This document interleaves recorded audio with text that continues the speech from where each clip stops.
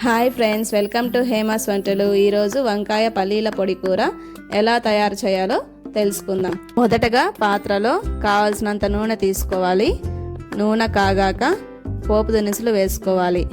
పోపు దినుసులు చిట్టపట్టలాడాక మనము తరిగి పెట్టుకున్న ఉల్లిపాయ ముక్కలు, కరివేపాకు రెబ్బలు వేసుకొని బాగా వేయించుకోవాలి. ఉల్లిపాయ ముక్కలు రంగు మారే వరకు వేయించుకొని తరిగి పెట్టుకున్న వంకాయ ముక్కలను వేసుకోవాలి. తరువాత రుచికి సరిపడా ఉప్పు, టీ స్పూన్ పసుపు వేసుకొని ఆ మిశ్రమానంతా బాగా కలుపుకోవాలి.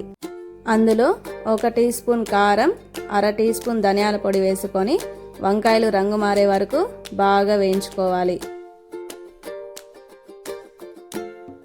వంకాయలు రంగు మారాక కావలసినంత నీరు పోసుకొని బాగా కలుపుకోవాలి. కలుపుకొని మూత పెట్టి 5 నుండి 10 నిమిషాల పాటు ఉడికించుకోవాలి. ఉడికాక అందులో మనం దంచి పెట్టుకున్న పల్లీల పొడిని వేసుకొని బాగా కలుపుకోవాలి.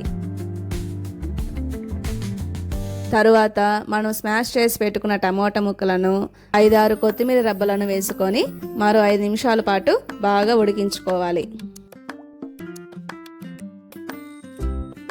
అంతే, మనకు కావాల్సిన వంకాయ పల్లీల పొడి కూర రెడీ.